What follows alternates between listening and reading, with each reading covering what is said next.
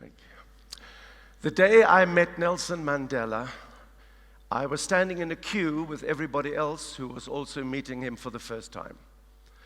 And eventually I stood in front of him, and he looked up at me with that wonderful smile, and he said, "Oh, Pieter, Pieter, where is Evita?" I thought, oh God, I hope you know.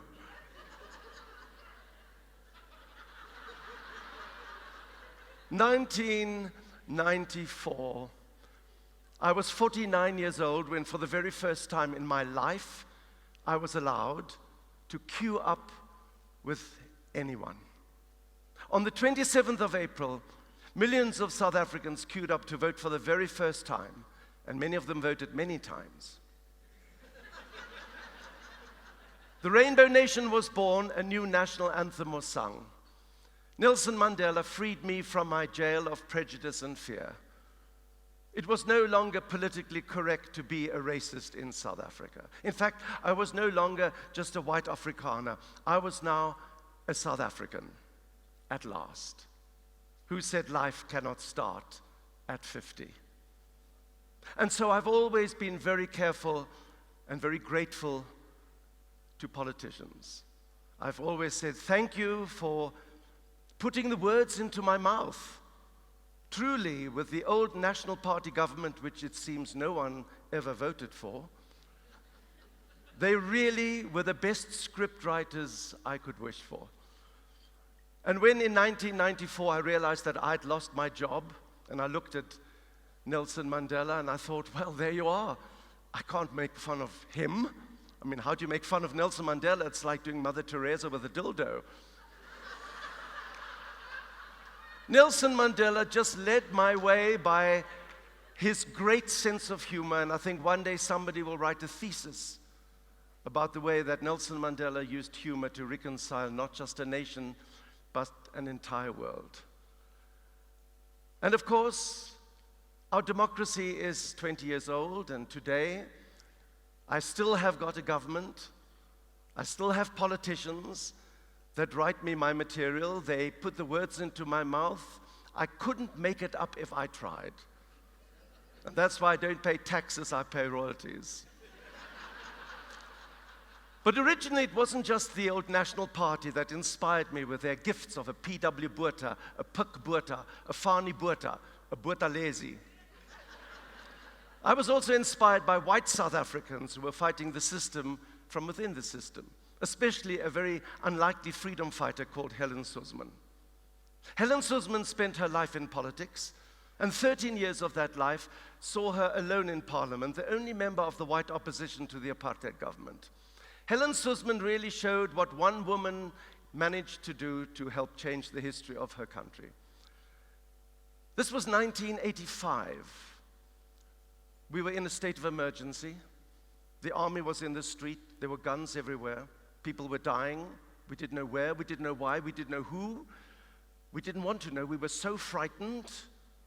They didn't even have a Protection of State Information Act to frighten us.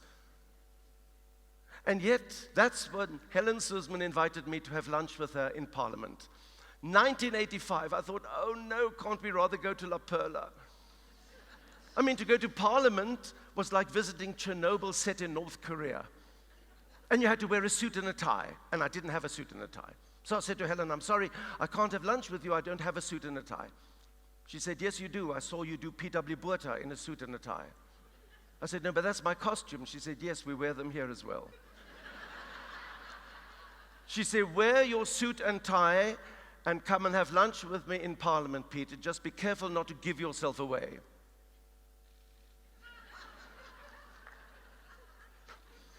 Do you know, during the 1980s when I did P.W. Botha, I used to wear a lot of makeup. Now I even look like the old fucker.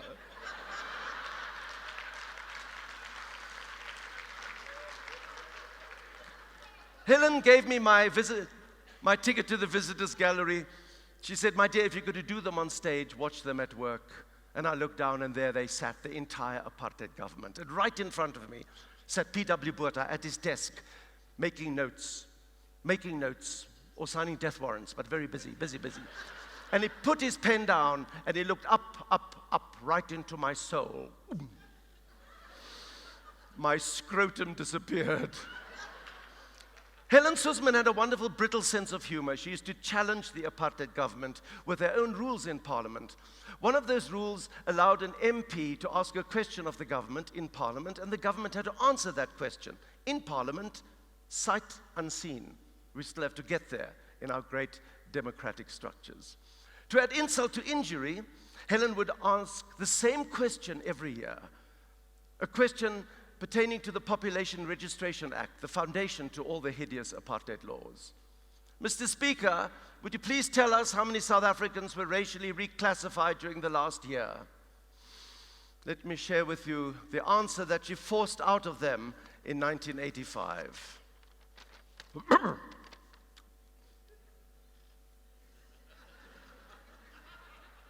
In answer to the question tabled by the PFP member for Houghton, Mrs. Helen Suzman, nearly 800 South Africans officially became members of a different race group last year in accordance with the Population Registration Act. 518 coloreds were reclassified as white. 14 whites became colored. 7 Chinese became white. 2 whites became Chinese. 3 Malays became white. 1 white became an Indian. 50 Indians became colored. 57 coloreds became Indian. 17 Indians became Malay. 4 coloreds became Chinese. 1 Malay became Chinese. 89 blacks became colored. 5 coloreds became black. You notice that no blacks became white. And no whites became black. Oh, they hated her for this. No, Mrs. Suzman, why do you keep asking the same embarrassing question every year? She said, it's not the question that's embarrassing, dear. It's your answer. Well, I suppose we expected an obscenity like that from an apartheid government in 1985. But imagine the discomfort when in the 17th year of our non-racial, non-sexist, and in many ways nonsensical democracy, the bad smell came back again. With Census 2011, there was that question. What is your race? Black, white, colored, Indian, Asian, or other? I didn't know what to fill in because some months before they did a DNA test on me for a TV show. And the DNA test proved that I originated in the Congo. So obviously I'm black. For 49 years, my book of life assured me that I am white. Then I did some research into my father's family background, and I found out that we had a great-great-great-great-grandmother who in 1791 plied her trade on the road between Cape Town and Paarl. Her name was Wilhelmina Opklum, which means that I'm also a colored. I don't know about Indian, Asian, or other, but hell, that's 3 out of 6. Come on. I'm truly South African. And here we are in the 20th year of a democracy that no one ever thought would happen. It did happen. It is happening. And it will carry on happening if we do our jobs as citizens of a democracy. 7th of May, very important day. The most important election in the history of our country. Apartheid will never ever come back again under the same name. But do not underestimate the inventiveness of bad politics. If we do not do our jobs, it will be back. If we do not do our jobs as citizens, we will lose our country. We will not be here next year. And yet democracy will always be in trouble because everybody's fingerprints are on the silver chalice of freedom. That's good. So let us always toast our remarkable country with a glass that is always half full and never, never, never half empty. Thank you.